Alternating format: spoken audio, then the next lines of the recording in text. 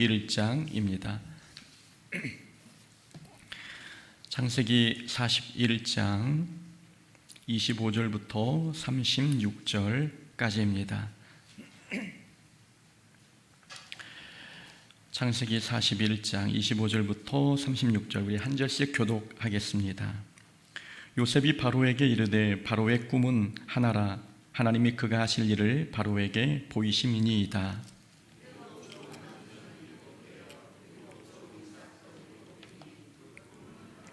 그 후에 올라온 파리하고 흉한 7소는 7년이요 동풍에 말라 속이 빈 7 이삭도 7해 흉년이니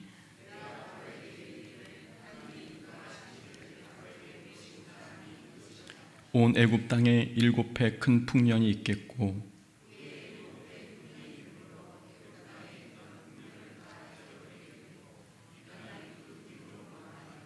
후에 든 그 흉년이 너무 심함으로 이전 풍년을 이 땅에서 기억하지 못하게 되리이다.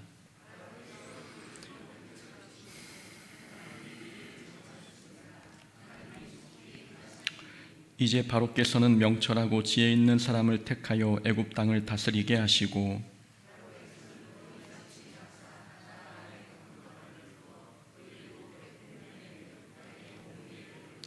그들로 장차 올 풍년의 모든 곡물을 거두고 그 곡물을 바로의 손에 돌려 양식을 위하여 각 성읍에 쌓아두게 하소서. 이와 같이 그 곡물을 이 땅에 저장하여 애굽 땅에 임할 7해 흉년에 대비하시면 땅이 이 흉년으로 말미암아 망하지 아니하리이다. 아멘.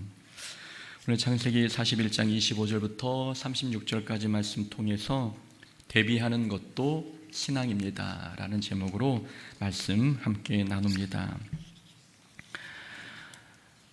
8년 전 교회를 개척하기로 결단한 후에 저는 먼저 구체적인 계획을 세웠습니다. 개척 시기는 2017년 12월 31일 송구 영신 예배로 정했습니다. 개척식까지 1년 정도의 시간이 남아 있었기에 그 기간 동안 기도하면서 개척 장소, 시기, 재정 충당과 생활비 마련 모든 부분에 있어서 구체적으로 계획을 세웠습니다. 제일 먼저 했던 일은 후원자를 모으는 일이었습니다. 세 종류의 후원자를 모았는데 기도 후원자, 재정 후원자, 그리고 개척 멤버로 함께 동역할 사역 후원자를 모았습니다. 기도 편지를 작성해 지인들에게 돌렸습니다. 6개월의 시간을 드리고 본인이 어떤 후원자로 함께 할지 선택하도록 했습니다. 개척 멤버로 함께 동역할 사역 후보자들을 위해서는 10가정을 선별해 10가정에게만 편지를 보냈습니다.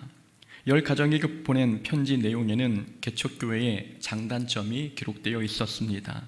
개척교회의 생리를 모르고 참여하면 시험에 들 수 있으니 개척교회의 부정적인 면을 더 크게 부각시켜 편지를 보냈습니다. 6개월 동안 기도하면서 동참 여부를 판단해 보라는 뜻이었습니다.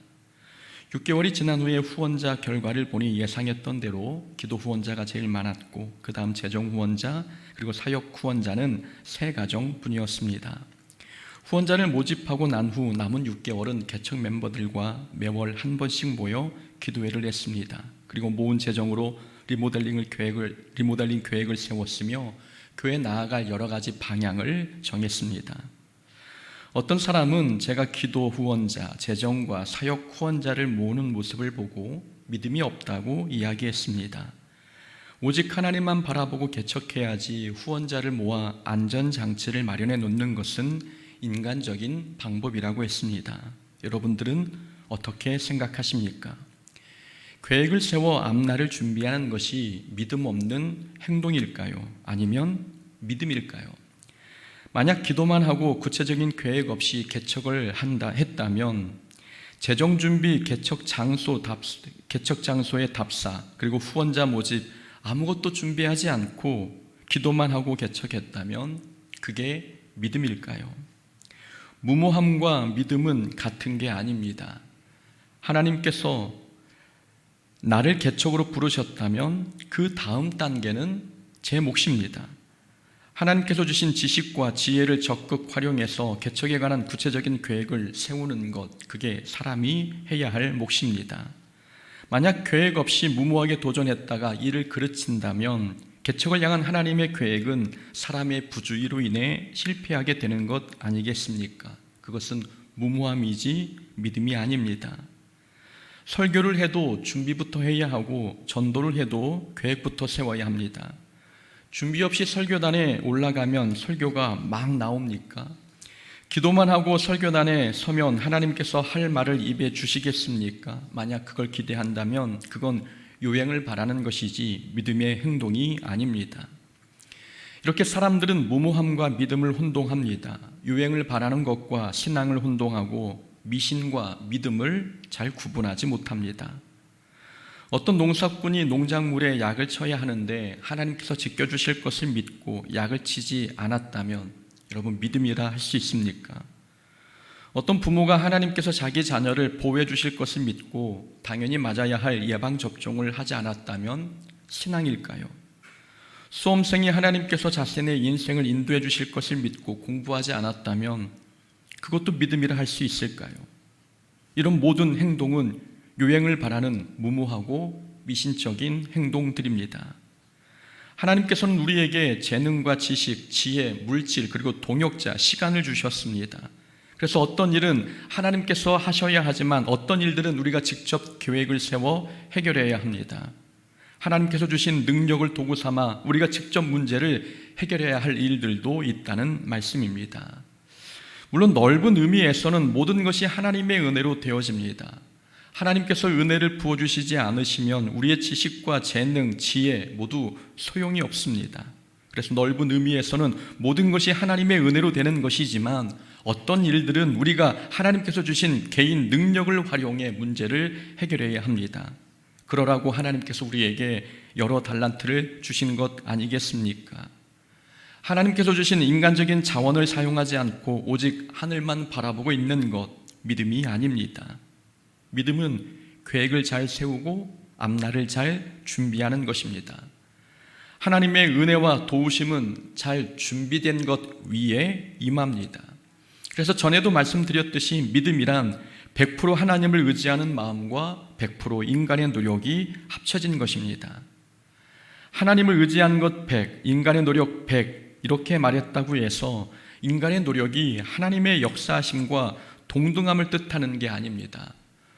모든 것이 100% 하나님의 은혜로 되지만 하나님의 은혜만 믿고 아무것도 하지 않으면 안 된다는 것을 말씀드리는 것입니다.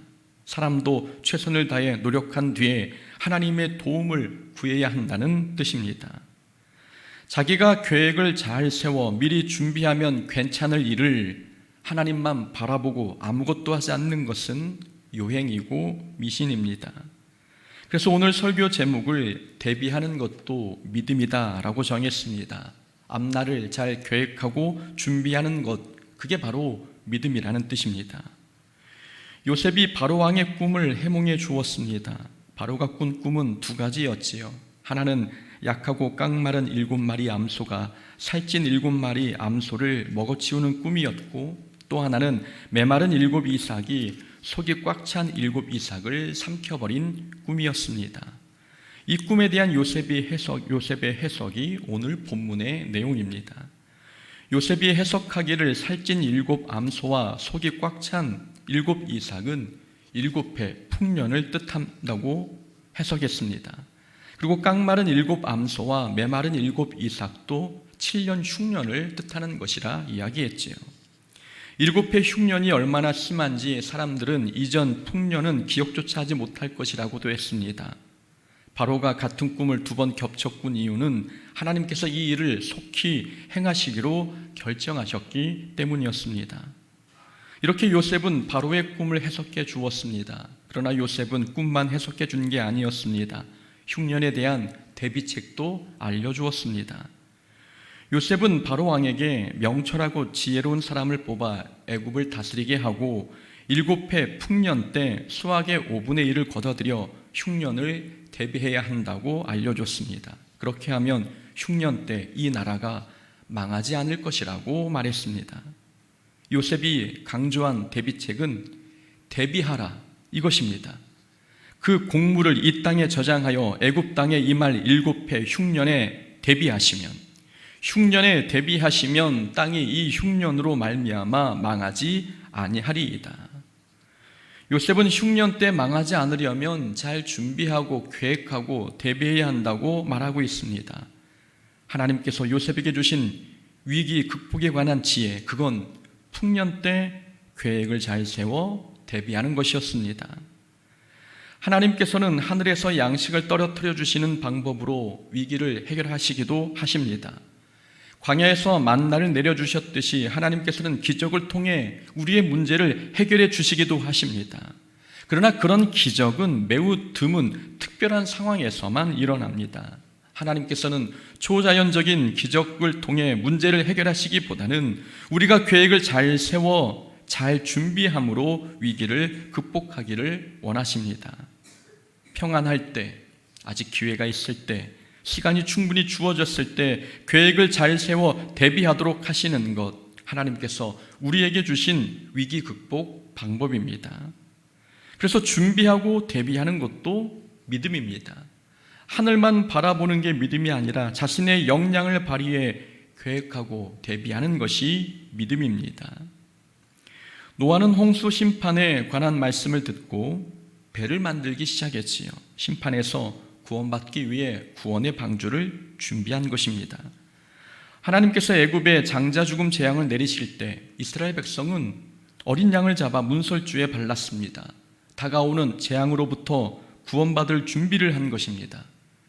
에스더도 자기 민족이 하만의 계략으로 인해 죽음을 당할 위기에 놓였을 때 철저히 계획을 세웠습니다. 철저히 계획을 세워 하만을 꼼짝 못하도록 왕 앞에서 하만의 죄가 드러나도록 했습니다. 에스더의 치밀하고 지혜로운 계획이 아니었다면 이스라엘 백성은 이방 땅에서 진멸되었을 것입니다. 이렇게 믿음의 선진들은 위기를 만났을 때 잘 계획했고 대비함으로 인해 위기를 잘 넘겼습니다. 이것이 바로 믿음입니다. 위기가 올 것을 알면서도 계획도 없이 하늘만 바라보며 산다면 그게 오히려 유행을 바라는 믿음 없는 행동이지 않겠습니까? 우리가 인생에서 만나는 어떤 위기들은 우리가 준비하지 않아서 만난 위기들이 많을 때가 있습니다. 애굽 전역에 7년 흉년이 들었을 때 애굽 땅에만 식량이 있었고 다른 나라는 식량을 구하지 못해 환난을 겪었습니다. 식량이 없어 당하는 환난, 이 환난의 원인은 흉년 때문입니까? 아니면 준비하지 않아서입니까? 대부분의 환난과 고난들은 준비할 시간이 있었는데 준비하지 않아서 당하는 환난이 많다는 것입니다. 그래서 요셉도 말하기를 잘 대비하면 흉년으로 말미암아 망하지 않는다라고 이야기했던 것입니다. 준비한 사람은 흉년 때 오히려 은혜를 체험합니다. 잘 대비한 사람은 인생의 흉년이 찾아와도 흉년 때 풍년과 다를 바 없는 삶을 살아갑니다. 요셉이 다스렸던 땅에는 흉년 때도 풍년 때처럼 곡식이 풍성했습니다. 흉년 때 곡식이 풍성한 이유, 기적이 일어났기 때문이 아니라 잘 대비하고 준비했기 때문입니다. 이렇게 요셉이 흉년을 잘 준비할 수 있었던 이유는 요셉에게 지혜가 있었기 때문입니다. 그래서 우리가 인생의 흉년을 잘 대비하려면, 잘 계획하려면 우리에게도 지혜가 준비되어 있어야 합니다. 요셉은 7년 흉년을 대비해 명철과 지혜로운 사람을 세우라고 했습니다. 요셉이 명철하고 지혜로운 사람을 세우라고 한 것을 보면 고난을 극복하는 데 필요한 것은 명철과 지혜임을 알 수 있습니다. 인생의 흉년이 오기 전에 우리가 준비해야 할 것, 그건 바로 명철과 지혜입니다. 요셉은 명철과 지혜가 잘 준비된 사람이었습니다. 그래서 요셉이 바로 왕에게 꿈 해몽과 대비책을 알려줬을 때 바로 왕은 요셉을 그 자리에서 애굽의 총리 대신으로 임명했습니다. 요셉에게 있는 명철함, 지혜로움을 보았기 때문입니다.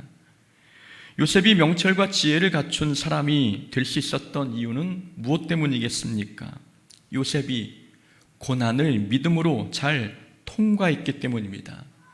요셉이 얻은 지혜는 학교에서 책을 통해 얻은 게 아니었습니다. 고난을 통과하면서 터득한 지혜였습니다. 너희 중에 누구든지 지혜가 부족하거든 모든 사람에게 후히 주시고 꾸짖지 아니하시는 하나님께 구하라. 그리하면 주시리라. 야고보서 1장에 있는 말씀입니다. 야고보서 1장에서 야고보 기자가 이렇게 말했습니다. 내 형제들아, 너희가 여러 가지 시험을 당하거든 온전히 기쁘게 여기라. 이는 너희 믿음의 시련이 인내를 만들어내는 줄 알미라. 야고보 기자는 고난을 만나면 기쁘게 여기라 가르치고 있습니다. 고난은 우리를 인내의 사람으로 만들어주기 때문이지요. 그러면서 야고보 기자가 덧붙여 한 말이 있습니다. 누구든지 지혜가 부족하거든 하나님께 구하라. 이 말이었습니다. 그러니까 야고보는 고난을 통해 인내의 열매를 얻고자 한다면 하나님께 지혜를 구하라고 말씀한 겁니다. 자, 우리가 고난을 만나면 하나님께 어떻게 기도합니까? 고난을 피하게 해달라고 기도합니까? 아니면 고난을 잘 통과할 수 있도록 지혜를 달라고 기도하십니까? 우리는 지혜를 달라고 기도합니다. 그래서 고난을 잘 통과한 사람들은 지혜의 사람이 됩니다. 야고보가 가르친 대로 사람들이 고난을 만났을 때 하나님께 지혜를 달라 기도하니 고난을 잘 통과한 사람들은 지혜가 많은 사람이 되는 것입니다. 그래서 요셉도 명철과 지혜의 사람이 된 것입니다. 자기에게 주어진 고난을 믿음으로 잘 통과했기 때문입니다. 요셉은 인생 최악의 환난을 만났지만 그 환난을 믿음으로 잘 통과했습니다. 보디발 집에서, 그리고 감옥에서 하나님과 동행하며 그 힘든 모든 과정을 원망 없이 통과했습니다. 억울하고 분해도 믿음을 잃지 않았고 환난을 잘 통과하고 보니 요셉에게 남은 결과는 요셉 자기 자신이 지혜의 사람으로 변화되었다는 것입니다. 요셉은 그 지혜로 흉년을 대비했고 하나님의 계획된 자리에 올라갈 수 있었습니다. 어떤 사람들은 고난을 만나면 신앙에 퇴보합니다. 고난을 유익으로 바꿀 수 있는 지혜가 부족하기 때문입니다. 그래서 지혜가 없으면 작은 고난에 낙심하고 좌절하는 것입니다. 하지만 어떤 사람들은 환난을 만날 때마다 믿음이 더 쑥쑥 자라납니다. 지혜 때문입니다. 지혜가 있으면 인생의 흉년에도 풍년 때처럼 믿음이 날로 성장해 가는 것입니다. 지혜가 있는 사람은 고난을 만나면 기도하고 즐거운 일을 만나면 찬송합니다. 어떤 환경을 만나도 하나님과 교제하는 기회로 삼으니 지혜로운 사람들은 환난 때나 기쁜 일을 만날 때나 언제나 믿음이 자라납니다. 이것이 지혜가 우리에게 주는 역할입니다. 지혜는 이렇게 고난을 믿음으로 통과하는 사람들에게만 주어집니다. 우리가 고난을 만났다면 그 고난을 명철과 지혜를 얻는 기회로 삼아야 합니다. 앞으로 우리 인생 앞에 어떤 고난이 닥칠지 우리는 아무도 모릅니다. 애굽 땅에 임한 7년 대흉년과 같은 큰 환난이 우리에게 닥칠지, 아니면 요셉이 겪었던 배신과 모함, 상처의 고통을 겪게 될지 우리는 알 수 없습니다. 그래서 우리는 지금 지혜를 준비해야 합니다. 평안할 때, 영적 풍년을 경험하고 있을 때 우리는 지혜를 많이 쌓아두어야 합니다. 지혜를 잘 준비하는 사람은 어떤 환난이 닥쳐도 하나님께서 주신 지혜로 인하여 그 문제를 능히 해결해 나갈 수 있습니다. 사람의 힘으로 문제를 해결하라는 것이 아닙니다. 하나님께서 주신 지혜를 붙들고 하나님과 함께 지혜를 활용해 삶의 위기를 극복해 나가라는 말씀입니다. 고난을 만났을 때 하늘만 쳐다보지 말고 하나님께서 내게 주신 영적 자원들을 활용해 하나님과 함께 문제를 해결해 나아가는 참된 믿음의 사람 될 수 있기를 주의 이름으로 축원합니다. 아멘.